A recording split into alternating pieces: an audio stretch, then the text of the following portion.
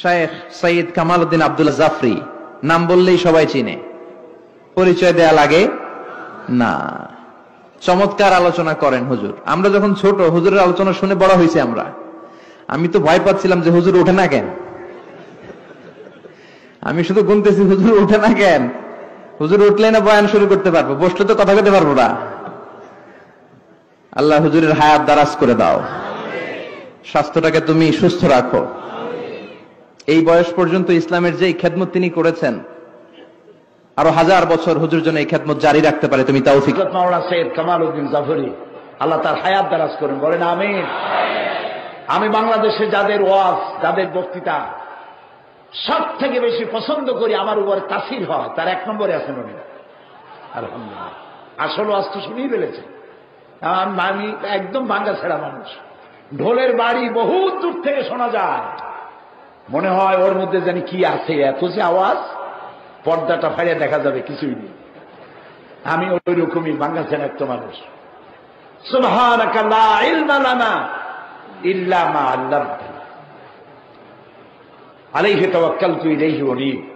আল্লাহর কাছে সাহায্য প্রার্থনা করি, আল্লাহ তোমার এতগুলি বান্দা আসছে, আমার অযোগ্যতার কারণে বান্দাগুলি যেন মাহরুম না হয়, তারা যেন দ্বীনের একটা সমঝ নিয়ে যেতে পারে, এ তৌফিক দান করে দিও। সৈয়দ কামাল উদ্দিন জাফরি বাংলাদেশের এখন 1 নম্বরে আলেন তিনি। আমি সৌদি আরবে যাবার পরে মদিনায় বিশ্ববিদ্যালয়ে একটু ঘুরতে গেলাম, এক শায়েখের সাথে আমার পরিচয়। জিজ্ঞাসা করছে আয়না বিলাদুকা ইয়া হাজিউল হুজ্জাত। আমি বললাম জি, তুমি বাংলাদেশ। আমারে বলছে বাংলাদেশে বাড়ি। শায়েখ সৈয়দ কামাল উদ্দিন জাফরি, আরিফ তো চেনেন তাকে? আমি ডাক দিয়ে বললাম চিনি, উস্তাদ, আমার হাজারো আলেমদের উস্তাদ। আমার ওনার ভাষা দিয়ে বলছে যদি আলেম হতে চাও তাহলে সৈয়দ কামাল উদ্দিন জাফরের মতো আলেম হইও। ওনারা এই দেশের মানুষ যতটুকুই না চেনে, ওই আরব বিশ্বে ওনারে আরো বেশি চেনে।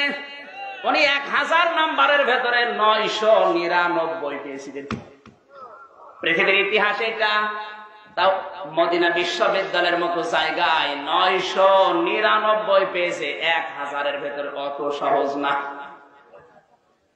যেখানে সারা বিশ্বের বিভিন্ন দেশের আরব ছাত্ররা আছে, তারা পর্যন্ত এই নাম্বার পায়নি।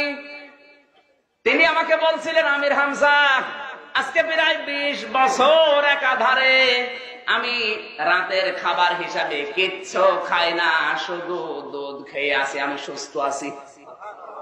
বিজ্ঞান এই জন্য জানিয়েছে milk is an ideal food. এটা আইডিয়াল ড্রিঙ্ক না, আইডিয়াল ফুড, আদর্শ খাবার। কারণ এই খাবারের ভেতর আল্লাহ এমন কিছু দিয়েছেন যেটা খেলে ক্ষুধাও মিটে যায়, পিপাসাও মিটে যায়। জোরে বলেন সুবহানাল্লাহ। আমার খুব ভালো মনে আছে, আল্লামা জাফরি সাহেব আমার ওস্তাদ, আমি হুজুরের স্যান্ডেল ঠিক করে দিচ্ছি।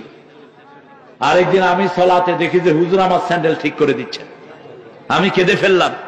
আমি বললাম হুজুর, আপনি আমার মতো অসংখ্য আপনার ছাত্র, মক্কা ইউনিভার্সিটিতে এই মানুষটি 999 নাম্বার পেয়ে আরবদের মধ্যে ফার্স্ট হয়েছে, এই জাফরি।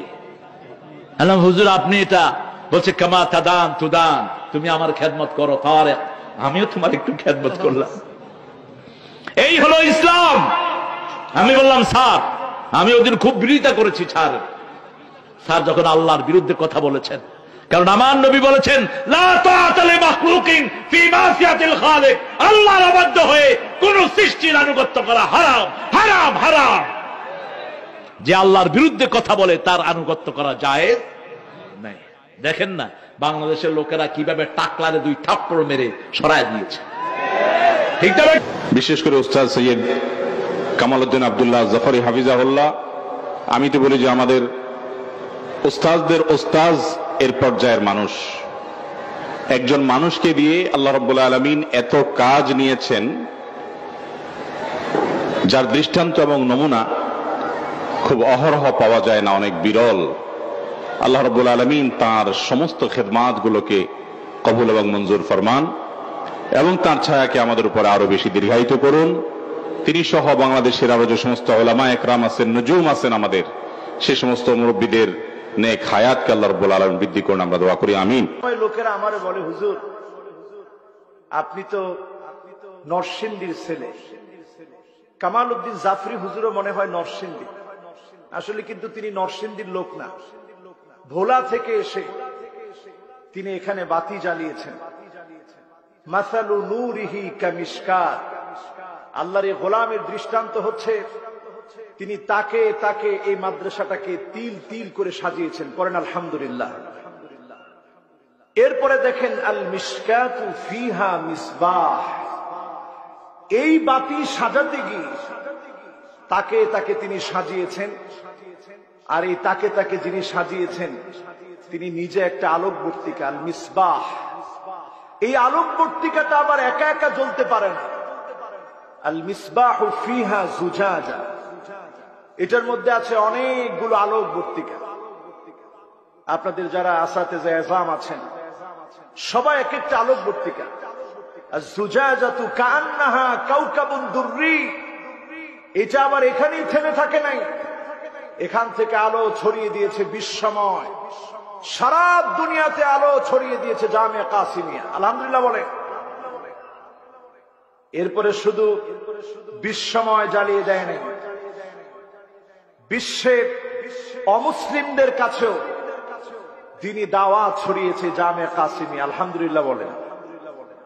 এরপরে আরো শুনেন, লা শারকিয়াতি ওয়ালা গারবিয়া, পৃথিবীর পূর্ব পশ্চিমের সব জায়গায় আপনি যেতে পারেন, কিন্তু এখান থেকে এক একটা প্রদীপ যারা নিভে গিয়েছে, এইরকম এক একটা প্রদীপ আর কোন দিন আপনি খুঁজে পাবেন।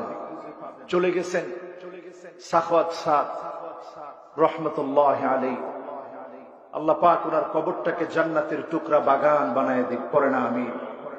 আরো অনেক আসাতেজে আযম যারা চলে গেছেন, এই প্রতিষ্ঠানে নিরলস খেদমত দিয়েছেন, আল্লাহ পাকের কাছে ফরিয়াদ করি আল্লাহ পাক যেন তাদের প্রত্যেকের কবরটাকে জান্নাতের টুকরা বাগান বানায় দেয়। পড়ে না আমিন।